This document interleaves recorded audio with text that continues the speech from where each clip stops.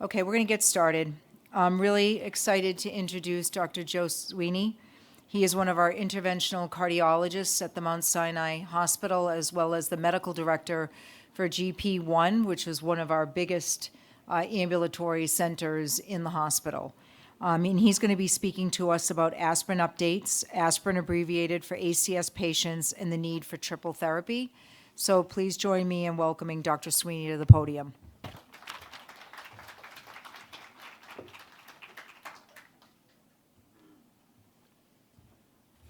Thank you, Beth.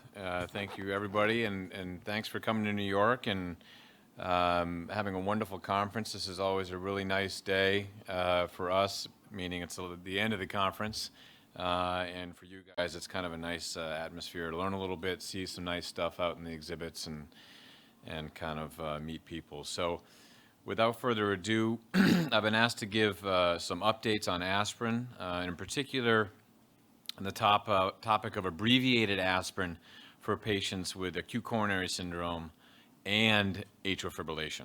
So that's the keys, is the patients with atrial fibrillation. These are my disclosures. So 4 objectives today. Number 1, I want you to understand the scope of the problem, the epidemiology of patients with atrial fibrillation and CAD that undergo PCI.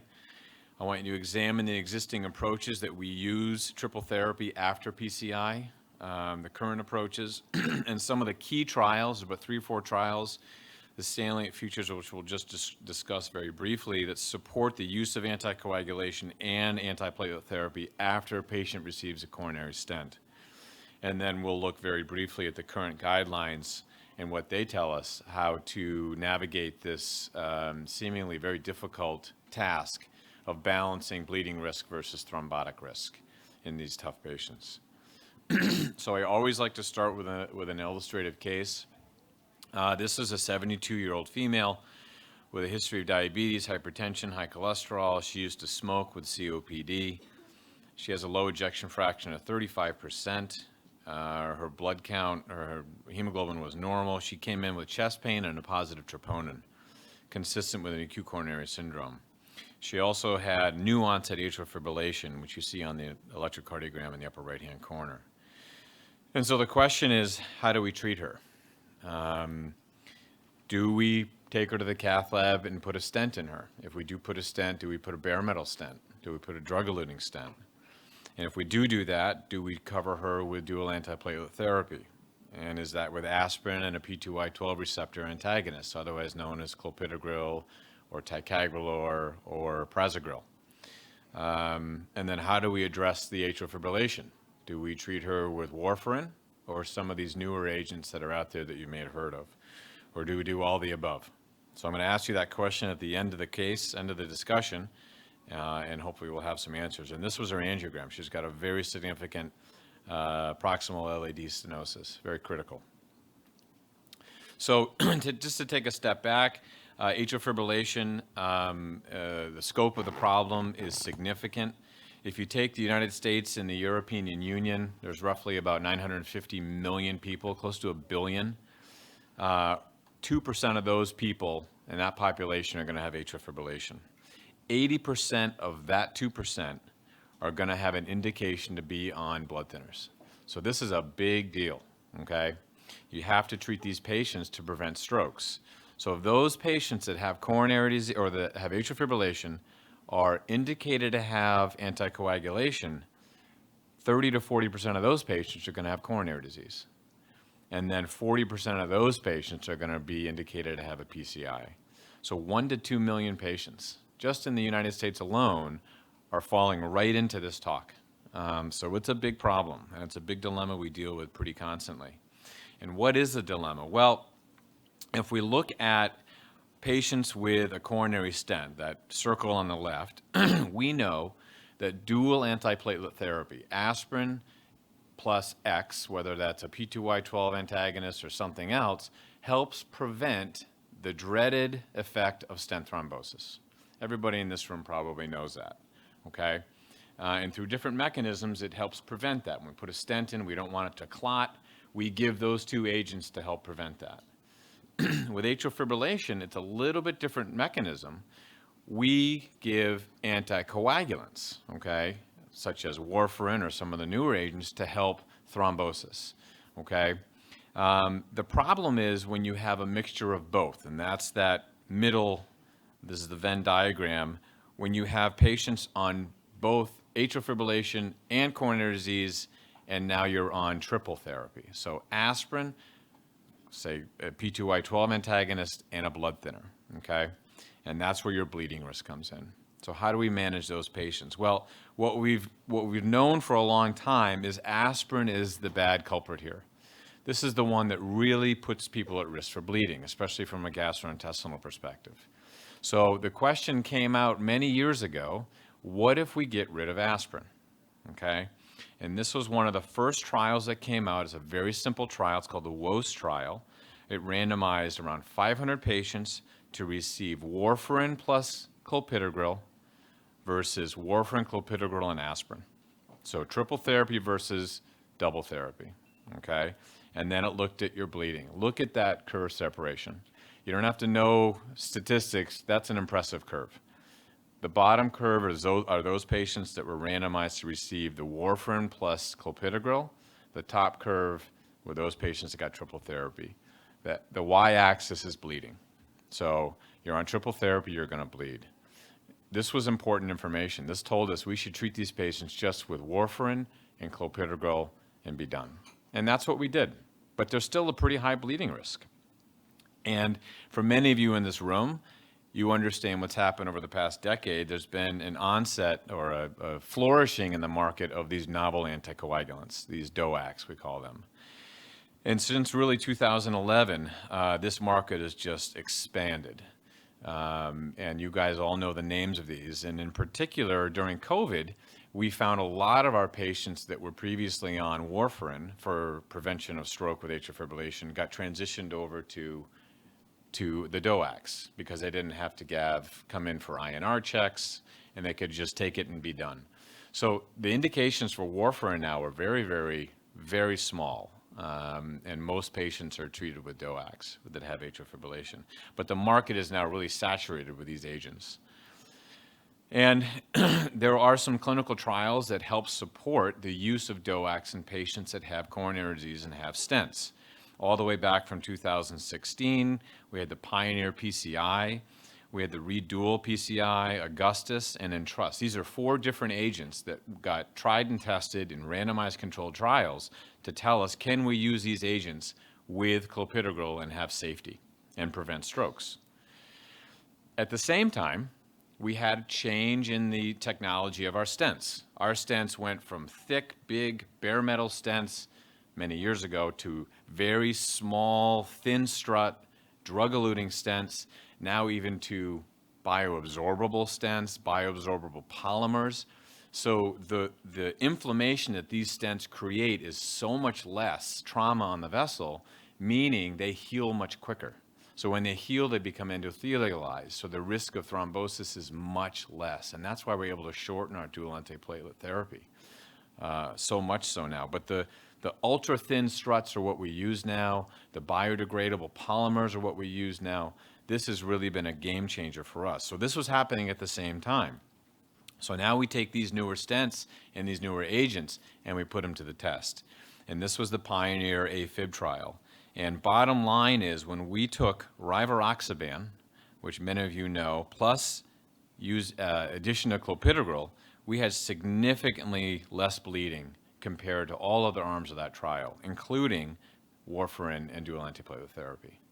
So 15 milligrams of rivaroxaban plus clopidogrel, that was a go-to winner in this trial.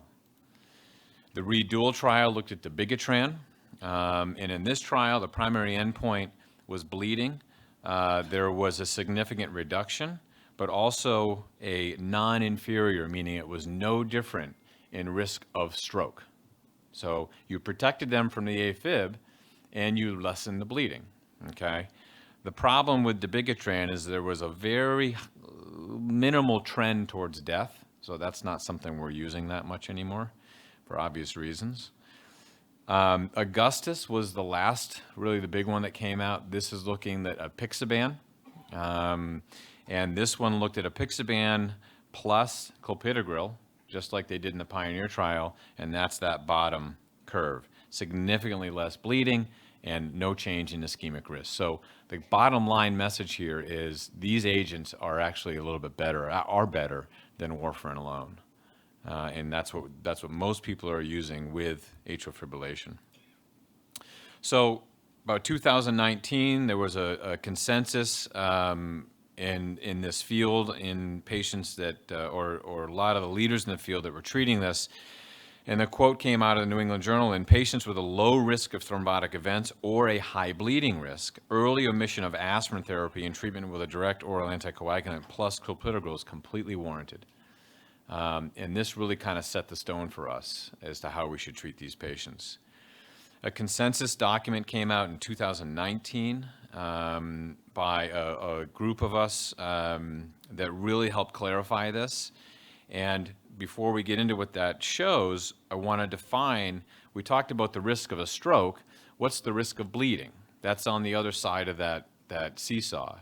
And these are the characteristics that we look at with high bleeding risk. Obviously, age, kidney disease, liver disease.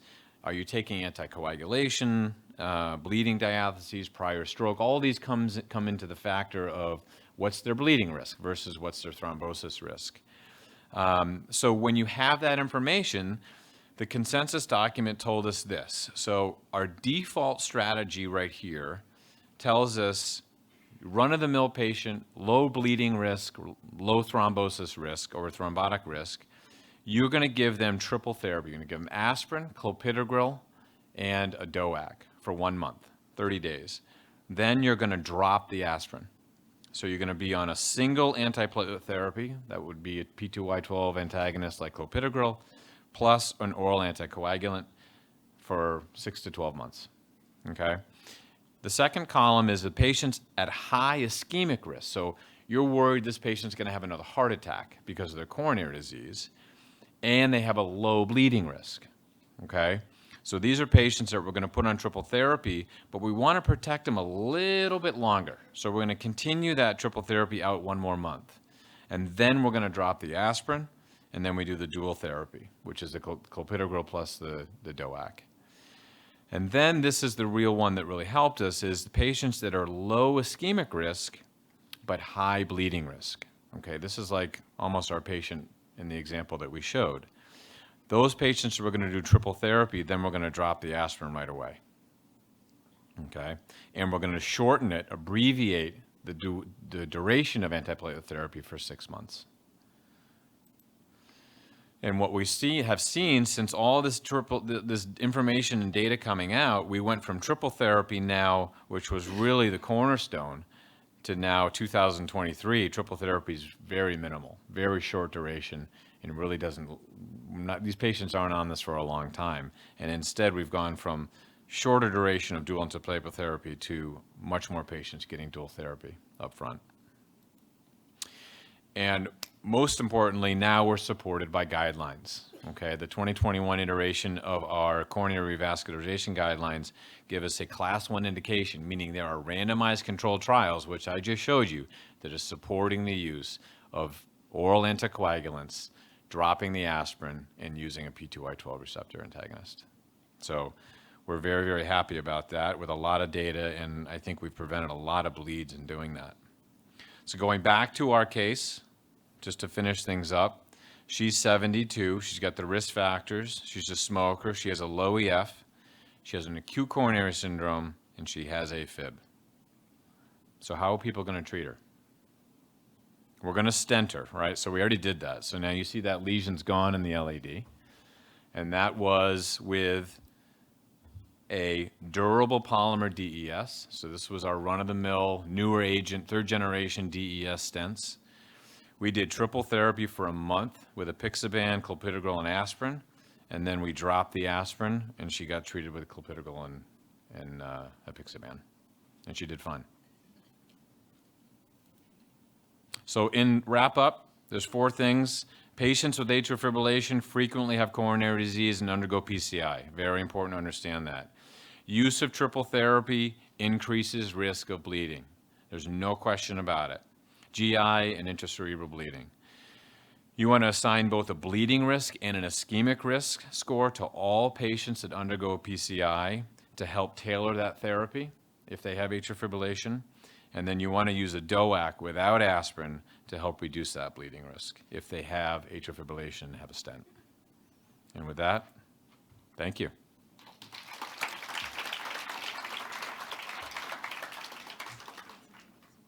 Any questions for anybody? I finished 5 minutes early.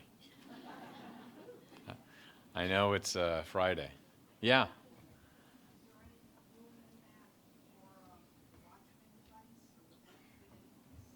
So a Watchman device is probably not in this category. The Watchman device doesn't come in yet for patients that have had a stent. A Watchman device is really for patients that cannot take anticoagulation. So it's not quite, if your bleeding risk is high enough, that decision is before you have a stent, if that makes sense. If you can't take a DOAC or you can't take an anticoagulant, then and you're high enough risk for having a stroke with AFib, that's when you start considering a Watchman. Okay. Thank you, guys.